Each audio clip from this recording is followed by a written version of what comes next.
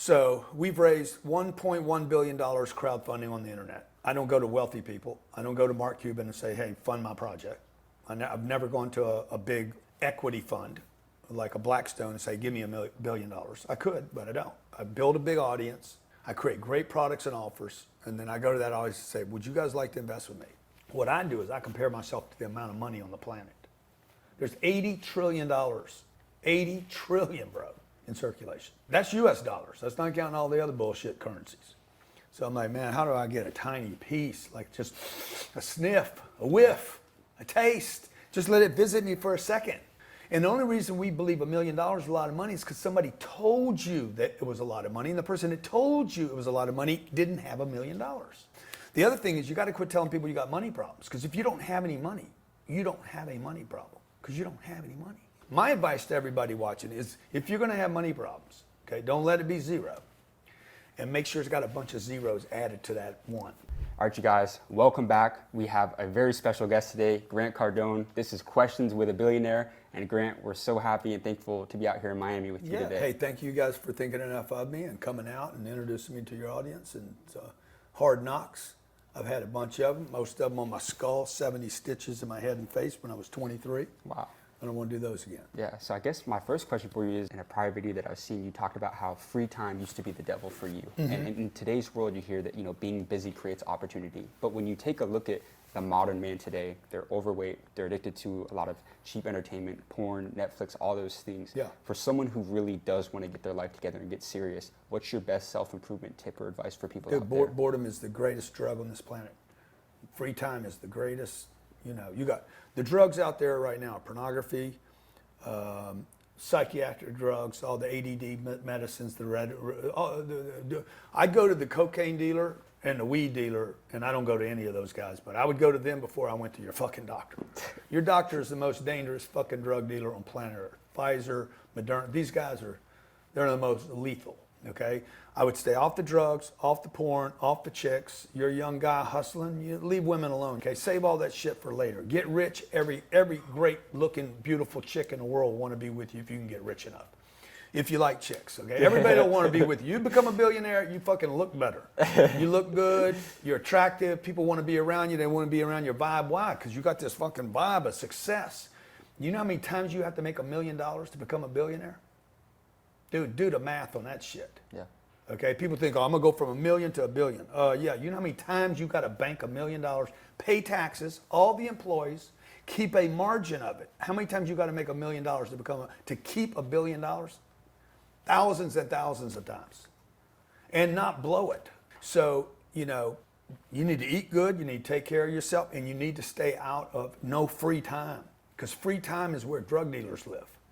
Free time is where depression and the devil live. Okay, like I don't have free time. If this place was burning down right now, you ain't gonna be thinking, oh, I'm depressed, I can't leave. If this room gets hot enough, you will fucking roll your ass out of here as fast as you can. So urgency, man, you wanna have urgency in your schedule. The only time I've ever gotten in trouble in my life, right before I got in trouble, I was bored. Every fucking single time I got in trouble in my life, every time. I got bored, and then I compromised the people I was around. When you're bored, you compromise. You bring the wrong chick home, you get an STD. You know what I'm talking about, okay?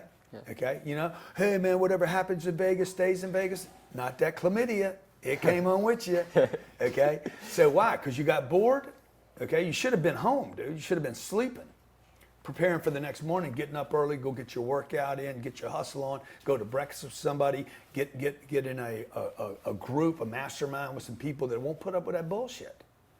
Because people that are hitting, playing on all the cylinders, like they're running and gunning, they don't have time for bullshit. They don't want the trouble, and they're not bored. And if you're going to be bored, dude, make sure it's on 300 feet. In a video that you put out, it's called In 5 Steps to Becoming a Millionaire, you talked about if you plan to live on $1 million, you're not wealthy, but you're actually worried. So what would you say is the most fundamental mindset shift that people have when it comes to the way that they look at money? How old are you? 21. Yeah, dude, look, $1 million is not any money. Like, I mean, $1 million is no money, okay? You went from having no money to $1 million, and now you still have no money. So I'm just telling you, one emergency, one car wreck, one cancer treatment, one political event, another, inflation's going to steal the money. Like $1 million for you, if you had no more income, $1 million for you, divided by, let's say, how old are you going to live? I'd like to say 80. Okay, you're going to live 80 years, okay, maybe. I'd like to say 80. Divided by what are you, 21 years old? So you got, what is that, 59 years? Okay, divided by 12. You could spend $1,400 a month on your $1 million. If there's no inflation. $1,400 a month, bro, that's not even rent. You can't even go to lunch once. You ain't strapped a condom on yet. Okay, nothing. You ain't had a bottle, you hadn't, like nothing. You hadn't made one mistake. That's what you can spend if you never earn any more income. So first of all, people have to understand, man, it takes a lot of money to have any freedom. A lot of money, tremendous amounts of money. And the fact that anybody watching this right now, you're like, oh my God, this guy thinks $1 million is no money. I am telling you it is no money. Or like, why do you think I'm telling you that? Because it's fucking no money. The only people think $1 million is a lot of money are people that don't have any money. So the other thing you guys need to understand is we all think green is green because somebody told us it's green. Or sweet is sweet because they didn't call it sour. If they just said sweet was sour, we'd call it sweet sour. And the only reason we believe $1 million is a lot of money is because somebody told you that it was a lot of money, and the person that told you it was a lot of money didn't have $1 million. You understand? Yeah. Because it's not a lot of money. Ask Cuban if it's a lot of money. Right. He'll be like, I can't do anything with $1 million. Nothing. Yeah. So now, if you broke, you're like, oh, that's all the money in the universe, right? But it's not true. It's your reference point on it. So if you believe that, by the way, if you think you're going north and you're going south, you're wrong. Even though you believe you're going north, you're still wrong. If you think $1 million is a lot of money and you get it, don't be shocked when you're like, shit, this is not a lot of money. But that's what you worked for. So last thing I'll say on this is this, okay? Look, if you don't have any money right now, like if you first of all, if you have money problems all the time, you don't have any money, you're broke, you should have no opinions about money. Your opinion should only be, I don't know shit about money because I'm doing something wrong with it. The other thing is you got to quit telling people you got money problems, because if you don't have any money, you don't have a money problem. Okay? Because you don't have any money. So you got to quit running around telling me I got a money problem, I got a money problem. No, you don't have any money. You'll have a money problem when you have $1 million. That's the only thing you're going to get with $1 million is problems. Right. So you get to 10 million, now you got 10 million money problems. You get to 100 million, now you got 100 million. My advice to everybody watching is, if you're going to have money problems, okay, don't let it be zero. And make sure it's got a bunch of zeros added to that one. Yeah, I love it. I love it. And you know the famous quote, they say that the poor get poorer, the rich get richer. For someone who may be broke and a few get wealthy. There you go. But they're stuck in that cycle of poverty. Mm-hmm. What's your advice to someone who is trying to break that cycle? They want to get really serious about becoming financially free in today's world. Yeah, so look, rich is not wealthy. So you got poor, you got rich, you got wealthy. And in between, you got a bunch of different variations. You got the middle class. A lot of people stop in the middle class. They go from poverty because your immigrant parents came in, they had nothing, and now you earn 70 grand a year. Oh, we're doing so good compared to my grandpa. Bro, you're doing so good compared to everybody. So what? That doesn't mean you can pay your bills, right? You get to 140,000, you're like, oh my God, I'm unbelievable. You get a job at Facebook, you're making 400 grand a year. You live in Austin downtown, you're like, I still don't have any money. So you got to quit comparing yourself to everybody else. What I do is I compare myself to the amount of money on the planet. There's $80 trillion, 80 trillion, bro, in circulation. So it's like, that's US dollars. That's not counting all the other bullshit currencies. So I'm like, man, how do I get a tiny piece? Like just a sniff, a whiff, a taste. Just let it visit me for a second, right? But I need it to be enormous amounts, because there's this poverty conscious you're talking about. You're like, there's a shortage of money. No, there's not. There's so much money. There's more money than there are people. There's more money than there are telephones. There's more money than there are, like, endless particles of money. Yeah. Now, if you're just in this little freaking pocket over here just looking for the money on the floor, oh, there's no money on the floor. Okay, well, you're looking in the wrong place. You need to go look where there's money, because it's everywhere. And then the second thing is you got to attach yourself to people, because you cannot get money. There's no money that will ever come to another human being without going through another human being. I can't, you're going to hold on to your, how much money you got on you right now? On me right now? Yeah. What you got on you? None. Just reach in there. You got nothing? No, I don't have any cash on me right now. You got a credit card? You got something? I got some credit Let me card. see your credit card. I got you. So you see, he's got some money on him, okay? But what's the conduit, the via between me and his credit card is him. Now, 2 ways to get his credit card, right? Okay, I'm not going to show you these numbers right here, but this is legit. But I had to make contact with him to get his credit card, or I got to wait for him to leave his wallet someplace and steal it. I don't want to steal. I'm not a thief, because I can only steal it one time. But if I could, create a relationship with you, the way to money, there you go. The way to money, you might see 200 already gone. The way to money is through people. Right. It's not through a bank. It's not through even learning something. Other than I got to learn how to connect with people, even if I'm not, even if I'm not comfortable with it. What would you say is the number one thing that separates the wealthy from the rich? Oh yeah, well the rich are just, it's just another version of waiting for the end to come. The wealthy, bro, there is no end for the wealthy. Sam Walton dies. He founded Walmart's. He's got 5 kids that are still on the billionaires list. He's only been dead like 30 years. I think they're 15. I think Sally, Bob, all the kids are sitting there. This is 30 years after he's been dead. Wealth does not stop. Rich stops. When you die, you pay your estate taxes, the kids split it up, money's gone. Wealthy people, just keeps going. So like, you go poor, I started out poor, I get in the middle class, you get tempted because you get comfortable in the middle class. Air conditioned, cars, you got a place to live, shit. Get a little something on the weekend, you got a bottle of beer, you get some entertainment. It's the middle class, man, middle class. It's better off than Afghanistan. You got a little something. Then you create then you get rich. You got a big high paying job, now you're paying taxes. Shit, you and the husband, you and the wife, whatever's working, you got a couple kids, you bought your cars. You're getting rich now. You got 400 grand a year coming in. People think you're rich. You belong to a country club, you got an IRA now, shit. You're the shit, right? You buy a bigger house. You don't have any freedom. You die right now, whole game's off. And that's where my dad was. He died 52 years old. Bang, expires. We were doing great. Expired, whole game was over. Like in an instant, 72 hours, everything changed. Because the income stopped, okay? The decision maker, the ability to go out, hunt, kill, and bring something home, all that stopped, that energy stopped, right? The brand stopped. So what I'm doing different than my dad, okay, and the people that came before me is I'm building out a brand that will live, people are gonna be talking about me 50 years from now. They won't be talking about me as much, but they'll be now. If I can keep doing something big, my kids, there's going to be plenty for them to take if they want to.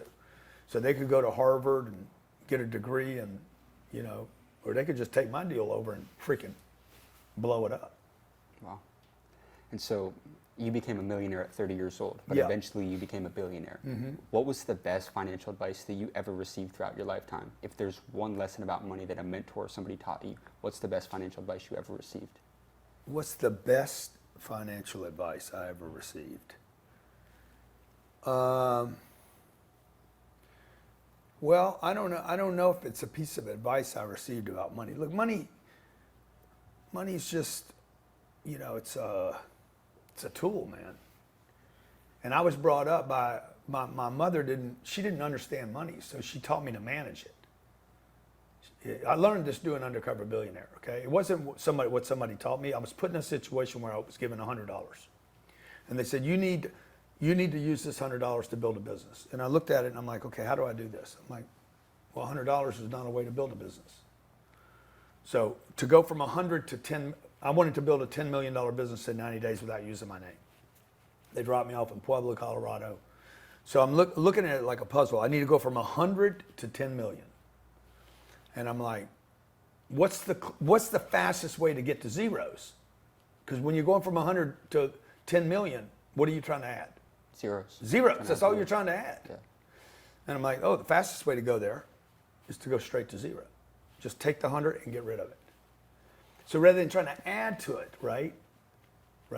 rather than trying to add to it. I'm like, oh no, just go to zero. Got rid of the $100. I told Discovery, here, take the $100 back. And they're like, we don't want the $100 back. I said, take it back. I don't want it. I don't need it. So I basically just go to zero as fast as I can. And then I stay at zero the whole time. Okay. And I'm like, okay, I need people. I don't need money, because the tendency is to manage your money. So the lesson I learned was quit managing money. Okay. Managers don't make money. Do you know of a wealthy manager? No. No. Fund manager, Goldman Sachs, they're not managing money. What are they doing? They raise money and then they invest it, and they raise money and they invest it, and they raise money and they invest. That's how they make their money. So like, go to zero, man. Don't have any money. Do not save money. Don't plan for retirement. Take every penny you earn from every person you meet and reinvest that money. Wow. And another thing. Reinvest it in something that it's your business, your marketing, your brand, your information, getting better, faster, more confident, anything that makes you faster, better. And then when something's left over, start investing in other real assets. Obviously, you've built a massive personal brand for yourself. And for anyone out there who is aspiring to do that, to where they can leverage that in their respective industry in the business world, what would you tell them? To build a brand? Yes. Build a brand. You're building one anyway. Look, I've always been a person that people either liked or didn't like, but they knew me. I don't really care what you call me as long as you call me. Like, I might not be the best player, but I'm going to be out there. I'm going to make some noise. I'm going to make some noise. I'm going to figure it out. I'm going to get ridiculed for it too, but I'm going to make some noise.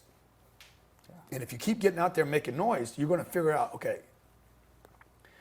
you know, in the beginning, you're going to be awkward and you're going to be an idiot and you're going to be made fun of. So the only thing I can do is like, the fucking guy shows up every day. Last thing I'll tell you, I remember I was in high school and I'd go to this place called the Hungry Night. I was still bored. I was lost in my life. And there was this guy, I don't remember his name right now, but every Friday, this guy would get in a fight. Not every other Friday, bro. Every Friday night. This guy, about 10:30 at night, would go out in the back and fucking throw down with people. And never won. Okay? And like, shit, goddamn. And he'd get up and he'd get beat up down. And then he'd go back in the Hungry Night and get drunk again. Next Friday, bang, same thing. Third Friday, same thing. Okay, after a while, people quit fighting that guy. They're like, hey, that guy, and he never won the fights, by the way.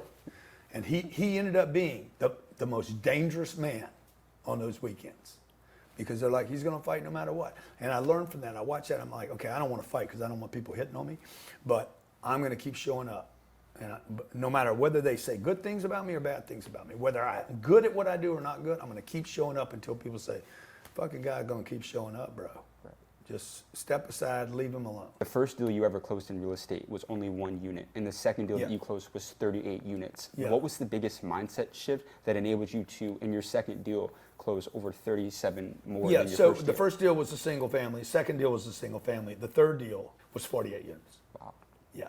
So it was a single. 28 days later, I closed another single. 3 years later, I would buy 48 units. That 48 units made me a multimillionaire. I made $3.7 million net on that deal. Took the 3.7. I put 350 grand in that deal. In the third deal I did. What happened on the first two deals was there was a little bit of cash flow. They were cool, but I'm like, okay, this is not going to scale. A lot of the coaches and educators on Instagram and social media, they don't scale. They're doing good. They're making, they're doing good. They got cars, nice cars, and they got a big house, and all that looks good, but it's not scaling. Amazon scales, right? So when I bought those first two houses, I realized, they can't scale. And the way I learned it was this chick, Janet, let's say this was a house, 1117 Sheffield Street, Bel Air, Texas. She moved in, Janet moved in, she paid me. When she moved out, there was no money. And so I didn't know that until I did the deals. So I'm like, what's the way to solve that? Don't buy one unit. So my third deal, it took 3 years. I learned. I went and started spending time and energy and resources on learning real estate. Then once I knew what I was looking for, bang, I saw that deal, 48 units. I raised the money for it. I raised $350,000 to buy it. I signed a note for $1.9 million. Easiest loan I ever got in my life. I had no credit, by the way, no money. And I made $3.7 million bucks. Changed my life. Yeah. The first deal, even the single family, when I made $200 of cash flow a month, that changed my life. I'm like, there's other ways to make money other than just being a sales guy. But that third deal was like, okay, I just made $3.6 million or $3.7 million on one deal. If I do that 10 times, I'll make $37 million. I'll have 37 million. And I'm 20, at that time I'm 30, 31 years old. I'm thinking, shit, I'm gonna be a multimillionaire one day. I'm gonna be worth tens of millions of dollars. Yeah. I'm not thinking I'm gonna end up with 12,000 of these units and 20 plus businesses. I'm not thinking about the internet, social media, or you're gonna come along and put me on your Hard Knocks show and make me a damn, give me some more haters. What would you tell the people that they want to get started in real estate today? What's that first step that people should take to start fitting well? You need a commitment. You need to quit making all these excuses. What you need is a commitment. If you have a commitment, you don't have a money problem. So it's not true. You're just telling, I need a credit score. No, you buy 48 units and they earn $48,000 a month in income. They make $1,000. Your loan's not going to even be based on your credit score. So like when I buy a piece of real estate, they're not lending me the money.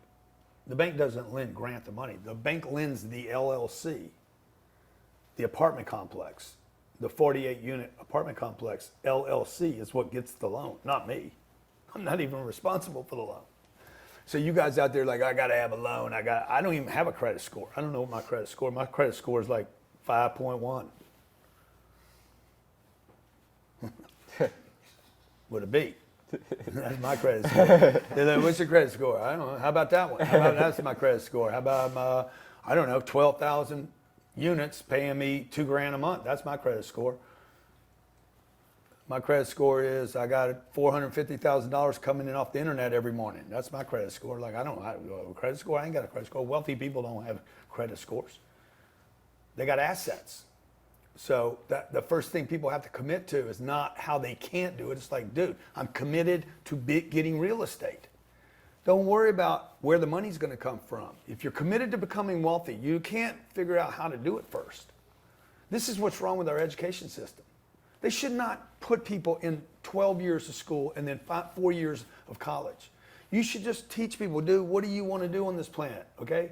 Like if every American, their only thing was, I'm going to create $1 billion in net worth. If every American did that, imagine what our country would do. Dude, we would be the superpower of all superpowers forever. Because every kid now wouldn't be worried about history or English. They'd be like, let me just study how to create $1 billion worth of net worth.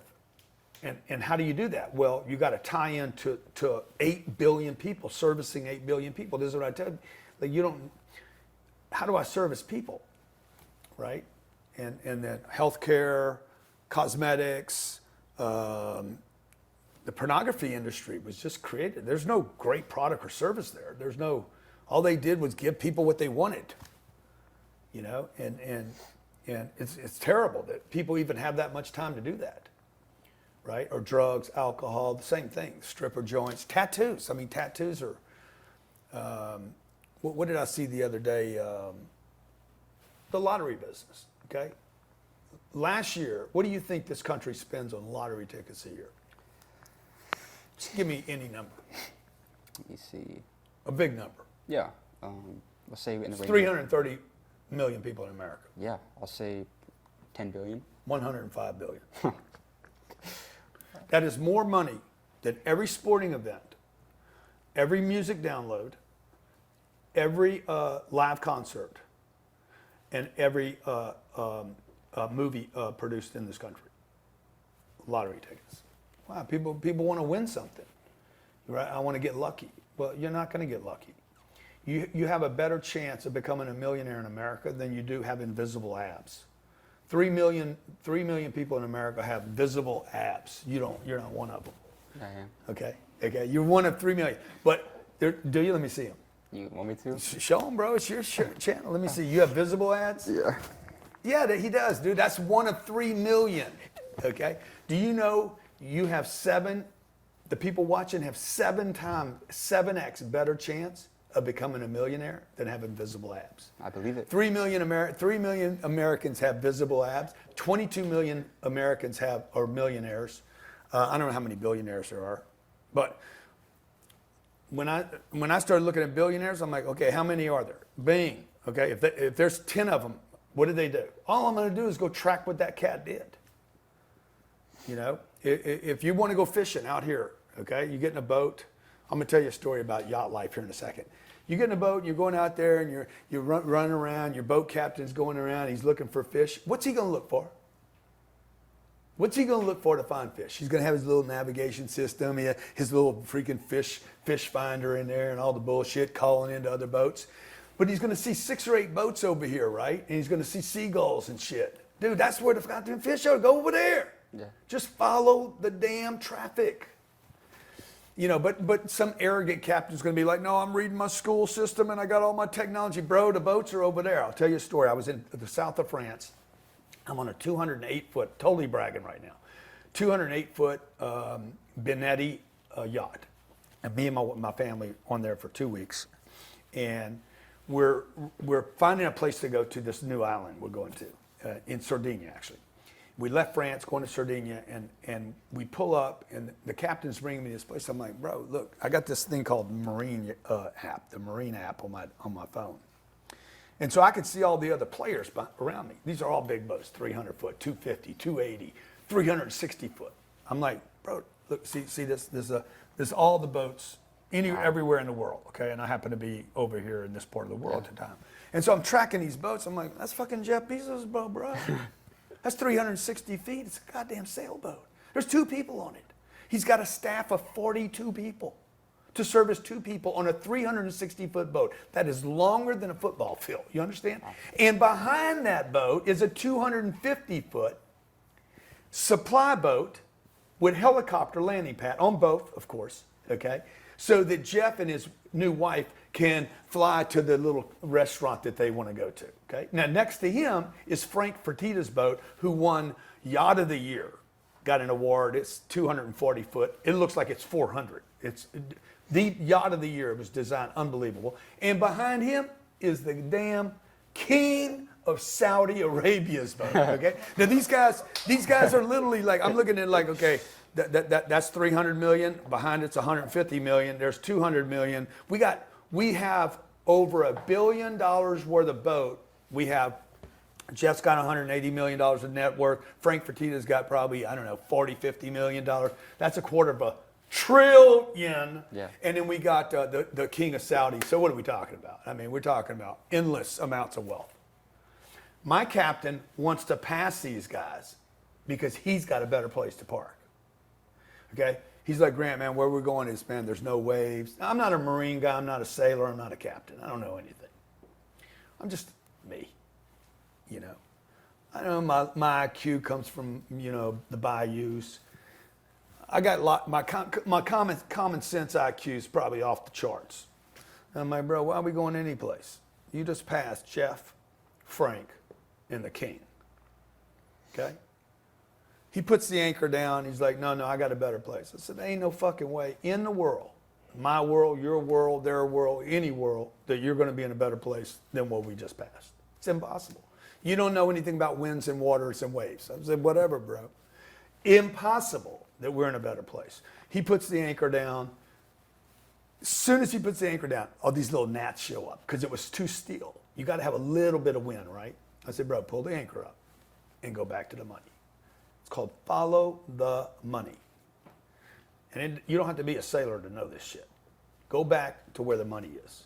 Do you think anybody's on Jeff's boat that's going to put him in anything other than the best place? No. Impossible. He's got 28 staff on one boat, 22 on another boat. Fertitta's got 22 people. The king of Saudi probably got fucking 17 wives on that boat and another 28 staff. Right. I'm like, just common sense, man. Follow the money. You don't need to be a sailor. Hey guys, we hope you're enjoying this interview with Grant Cardone, and we'll be back to it in a second, but we have a very special announcement for you. We always get asked by you guys, how can we connect with these people that you're interviewing? And we wanted to let our YouTube family know first before anybody else, we just launched our Discord.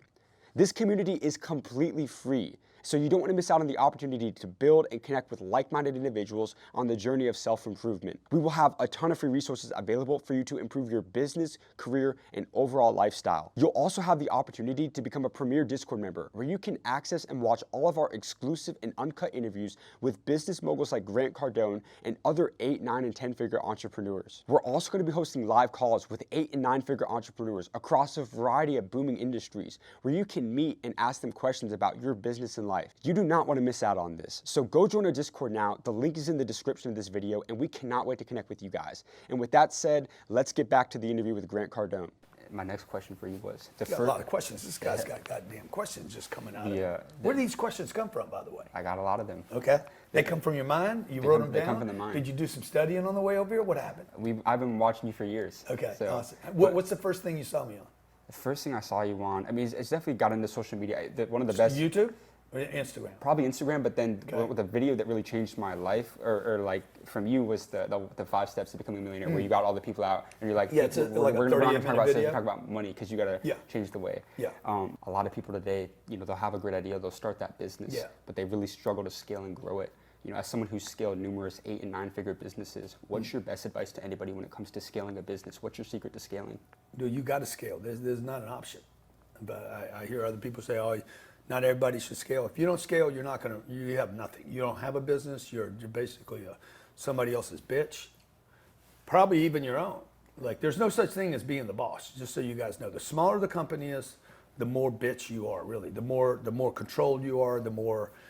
If you have 3 employees, they're gonna push you around, even though you're writing the checks. If you have 30 customers, they're gonna push you around because you can't lose customers. You got to scale so that you can lose customers.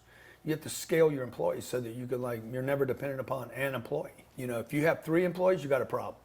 You got 30 employees, you still have a problem. If you got 3,000 employees, you don't have a problem. Right. You don't have a problem. You don't have 3,000 problems. You have a manager or 2 that has 3,000 problems, but you don't have them anymore. That's why you got to scale. So my first business couldn't scale. It was in a very tiny vertical. And I was the authority in the vertical. I was the king of the vertical.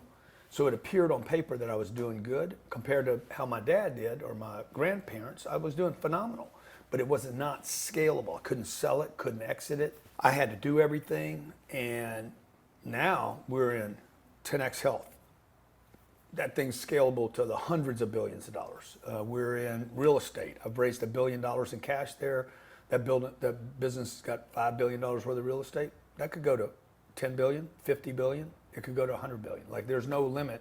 As much as I can imagine, as long as I can add good people, it can grow and scale there. A big component, like you said, was bringing the right people in. What's the number one trait that you look for in Success. someone? Yeah. No, not them being successful. You got to be successful. Success attracts success. When a NBA team wins, dude, they can get winners.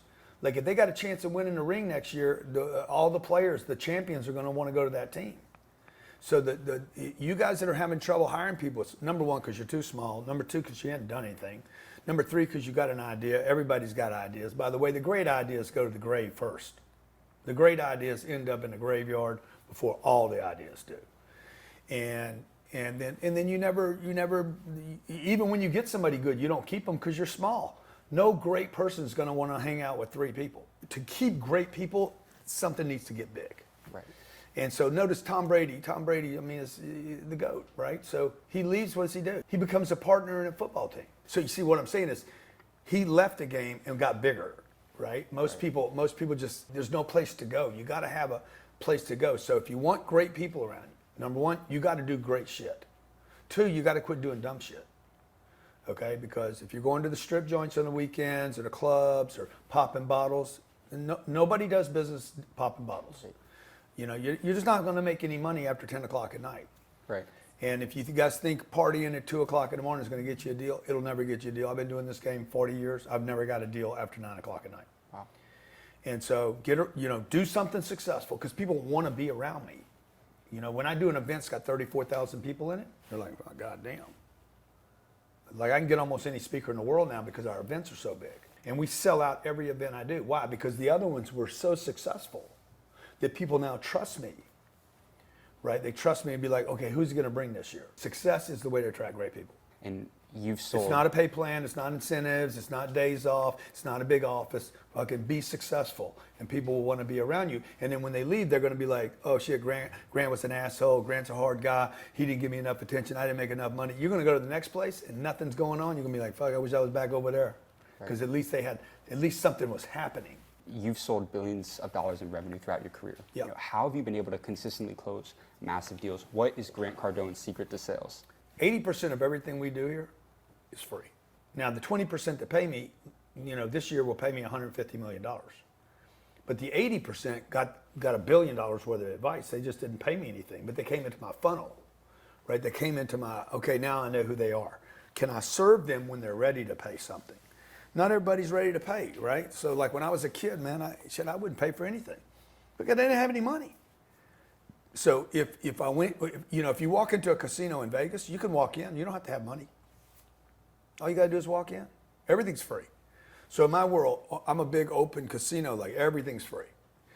Now, when you get in, you're like, shit, I'd like to sit at that table with the whales. Well, then that costs something. Or I want to sit over this table with the $100 players. Or I want to go over here and play this game. Well, to do that, then you got to sit down and you got to pay. So we've raised $1.1 billion crowdfunding on the internet. I don't go to wealthy people. I don't go to Mark Cuban and say, hey, fund my project. I've never gone to a big equity fund like a Blackstone and say, give me $1 billion. I could, but I don't. I build a big audience. I create great products and offers. And then I go to that audience and say, would you guys like to invest with me? So I think we have 450,000 people in an investor that raised their hand and said, I'm interested in your investments. 13,000 of the 400,000 invested with me. Not all of them, whatever percentage that is, probably less than 2%. And what is that percentage anyway? Out of 450,000, 13,000, I don't know, it's tiny, right? 13,000 divided by 450,000.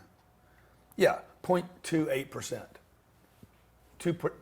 All of them should have invested with me. 2.8% were smart enough to do it. 97% missed out on deals. Last year I had 154,000 people buy a product from me, not invest with me. They bought a product or service, ticket, event, something. Right. I have 16 million people online that all got the same information, by the way. So less than 0.1% bought anything from me. Still made $155 million. And you wrote a book called The Closer's Survival Guide. Yeah. What is your best advice to anybody that may struggle with closing in today's world? You need to change your mind about closing people. Closing people is when you service them for the first time. You guys need to understand that when you close a deal, when somebody actually buys your product, service, or offer, whatever your offer is, that's when you finally service them. Wow. I don't think about the close being, I got you. I don't think about it being that. And I think a lot of salespeople think, oh, I got you.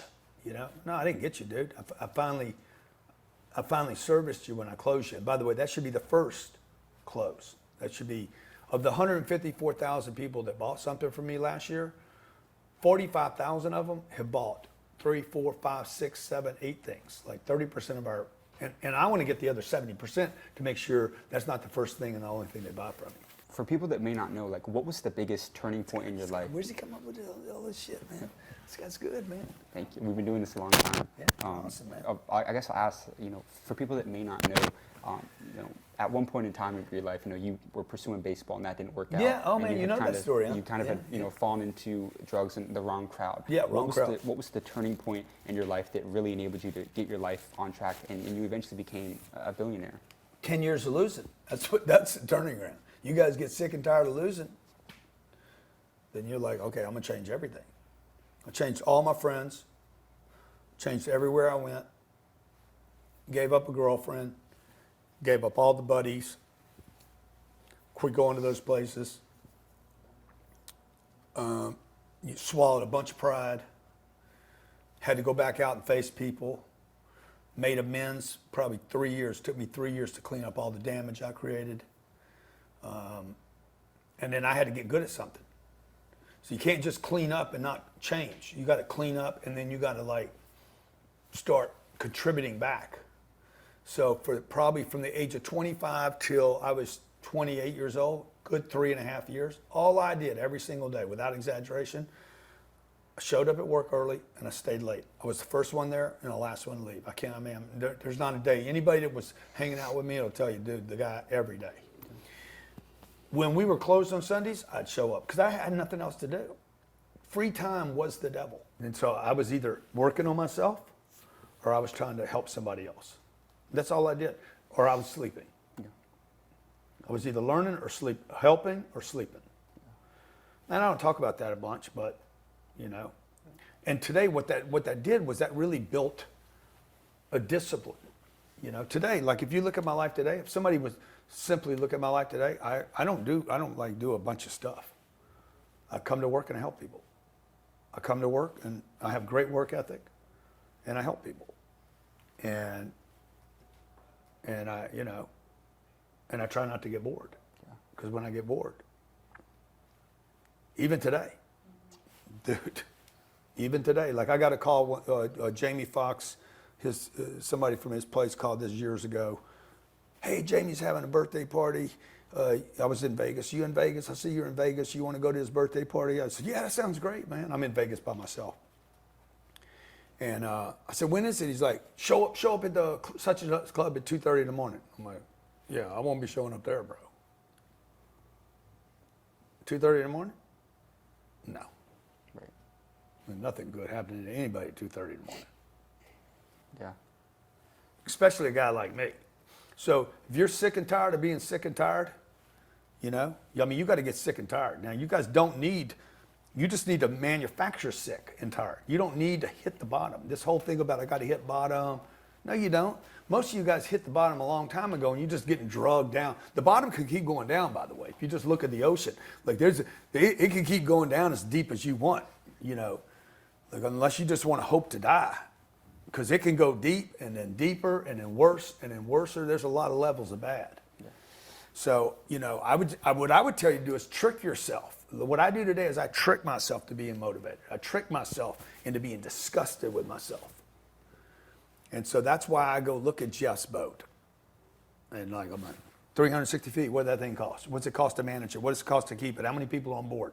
Okay, the boat behind it, the helicopter on it. The guy's got a basketball court on a boat, bro. I'm like, dang, man, I can't even shoot, but I want to have a basketball court on the back of a boat. I mean, I'm like, what's that cost? What does it take to do that? How many people would I have to meet? And I start doing the math. I play with my phone all the time doing the math. Well, because that keeps me busy. It's not really about the money. It's about the game.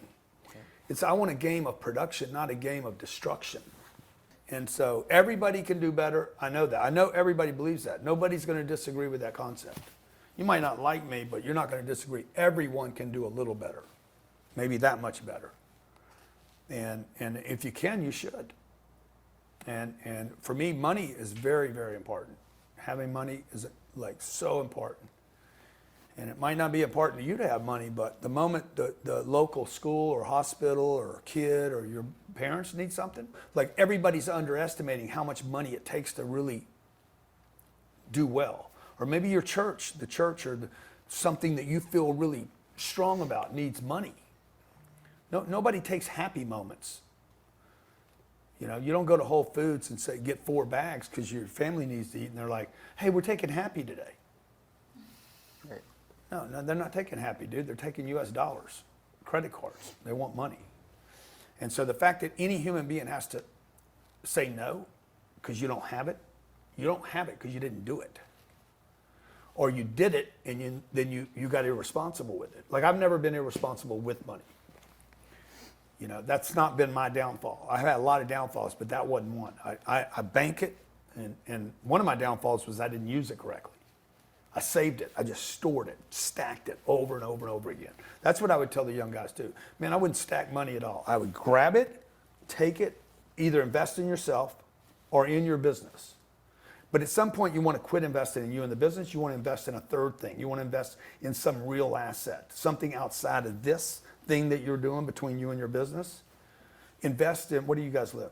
Austin? Texas. Yeah, start buying real estate. Next 18 months is going to be the greatest real estate opportunity in your lifetime. Maybe for the next 50 years. You know, bank your money, dude, and go buy as much real estate as you can in Austin. It's going to be on sale. You're going to buy stuff for 40% less than what the last guy paid. It's going to be unbelievable. So anyway, that's what I tell people, man. You guys can do more than you can do. If you don't believe me, you know, go listen to your other uncle. Yeah. You know, he ain't done nothing. You got to listen to Uncle G, though. But I think that that wraps up today's episode, guys, of Questions with a Billionaire. Grant, thank you so much for being with us today. Appreciate you, man. Really Appreciate you guys. the, You guys are awesome. Conversation. Okay. And everybody, go tap in with Grant Cardone and School of Hard Knocks X Grant. Let's go. Thank you, man. Cool.